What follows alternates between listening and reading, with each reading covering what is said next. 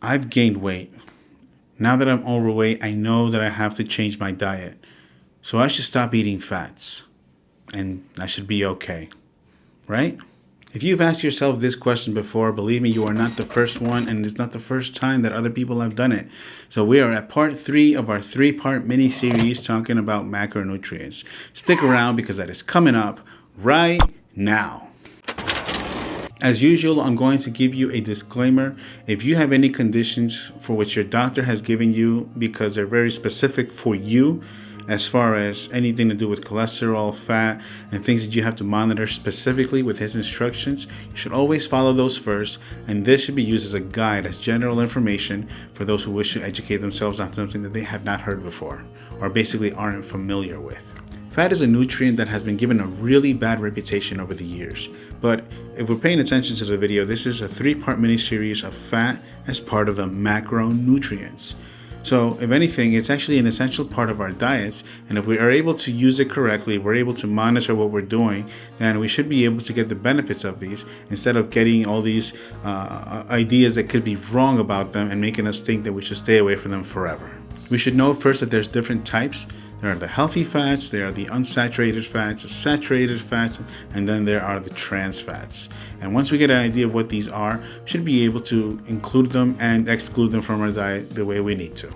Not to get too nerdy, but fats are basically molecules, and these contain chains of hydrogen and carbon atoms. And what these do is they are a part of what allows our body to use this macronutrient as an energy source.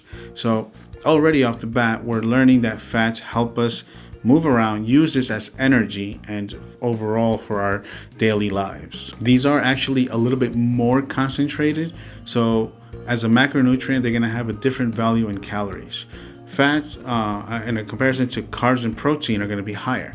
Carbs and proteins, we've mentioned in the past, they're 4 calories for each gram of these, whereas a gram of fats are going to equal 9 calories, which is just a little bit more than double of that. So a food that contains fats is going to have naturally more calories, but it does not mean that it is a food that we need to avoid.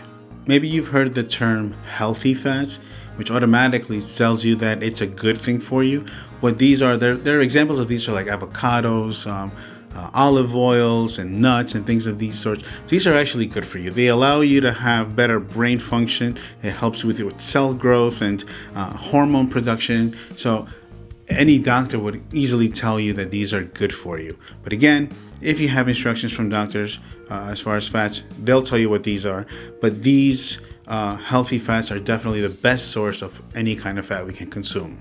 Then we have unsaturated fats. Those are like the ones in flax seeds and any type of fish. Those are the ones that can help with lowering bad cholesterol. They're the ones that avoid the risk of heart disease. And with as many people as having them nowadays, clearly there's a need for this. If you're able to do this correctly, it'll be helping you not just as far as diets, but helps your body function better as well. As we head down the list, we're now in saturated fat. They can be found in plant oils, animal products, maybe not so much like fish, which contain the better fats. But these, as opposed to the unsaturated fats, can risk elevating our cholesterol and the risk of heart failure as well. So there are foods that we want to have in moderation, not completely stay away from unless you're told by a doctor. But if you're able to include them, you won't feel restricted and you'll get a balance of everything, and that pretty much creates an easier diet to follow. Now, last but not least, we have trans fats. Now, I could say actually least as far as the least healthiest. This is the one that we want to avoid as much as possible. I'm not going to tell you to completely avoid it because there are going to be times where we simply can't avoid it. But if we arrange our diet to revolve around keeping these away, the few times that we have it are not going to kill us. But of course, keep these at a minimum. Really, with fats, it's all about balance. There should be no restriction with having healthy fats and unsaturated fats, but at the same time, something to look out for is because of its high calorie count, we want to make sure that if we want a lower calorie count, we are on top of what we're eating, because it's also going to be important to have carbs and protein, and the balance of these are going to be very important. Now, what amount you want to have is going to be entirely up to you, but of course, now you know what is what and when you can have these. Being able to balance these are going to give you the option of creating a diet that's going to last a long time, one that you're not going to break, and you won't feel restricted, you won't feel stressed, at the same time benefiting from these and staying away from the foods that are not any good for you. So now that we've said that, we're actually going to go into the kitchen. We're going to probably do a couple of things. I prepared something that I specifically had ready for this video, and talk a little bit more about the benefits of these and the importance of knowing about fats. So let's head on over there. And so there's a lot of things that we can choose as far as what we want to do as far as healthy fats go, just like any other macronutrient. One of the things that I like to have is mixed nuts. This is 160 calories for 1 ounce, and it has 13 grams of fat and 6 grams of protein.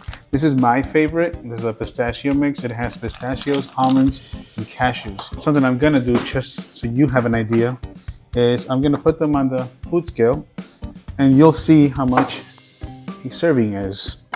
So we're gonna go for 1 ounce, and it's mixed, obviously. So if it's mixed, that means that the three are pretty much the same.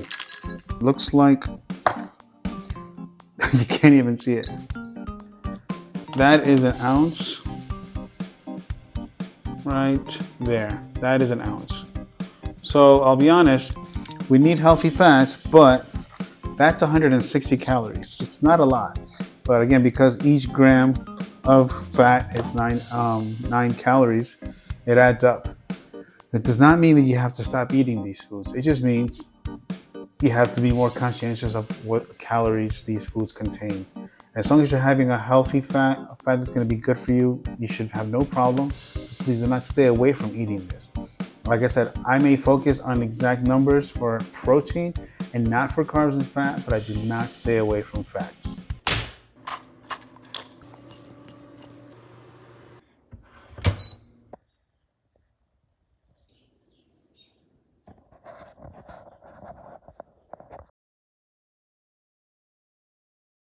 I know that when I make a steak, I definitely want to put some olive oil because I am treating myself, and that's also just the way to go. And it allows the condiments to really stay on there. So instead of just pouring it, getting my hands all dirty, I'm just going to use this to spray it. Now I'm going to do it for the very first time, but I'm also going to show you, which hopefully is not difficult. So here it is. Obviously got to take a couple triggers first. It works. I think after I keep spraying, it's going to be a much more like a squirt from a glass cleaner or whatever the case to water your plants. Hopefully it has that effect, but you get what you pay for, I guess. And so just like that, it's simple. Cook with olive oil. You can use avocado oil. I don't know enough about sesame oil and seed oils, but I hear not so great things about that. Maybe on a different video, I can do some more research on that and get that to you guys. But because I'm not sure, and because I've heard some negativity on it, and I've never heard anything negative with avocado oil and olive oil, I always stick to that. And at least those are two good sources that you can use.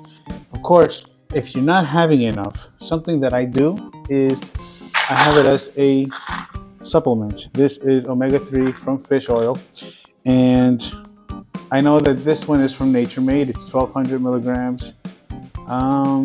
To purify, to remove mercury, help support a healthy heart, brain, and eyes. So for those who just simply don't know of how much fat you're having, if you would like to have more, or if you want to at least have a reasonable amount during your day, having something like a supplement is going to help you a lot. And then of course, don't feel the need to stay away from fats. Just make sure everything is always in moderation. And that is all for today, guys. That is concluding the 3-part mini-series of macronutrients. In the future, I plan to make more videos about these with a little bit more in-depth look at them. This is a more general overview, and what this does is helps us prepare our diets if we don't have one, and it allows us to be more knowledgeable about these things that we don't typically get simply anywhere we go. That is all for today, guys. Thank you very much for your support, for the liking, the sharing, and the subscribing. For any comments that you have, any questions that you have, please feel free to leave them in the comment section below, and I'll be happy to get to those later. And any suggestions that you have for videos, I'm happy to do those as well. And of course, we're going to be doing more of these videos down the line, especially if it's something that you find it of interest. So that is all. Again, guys, just want to say thank you one more time. And you already know, if you do more, you will be more.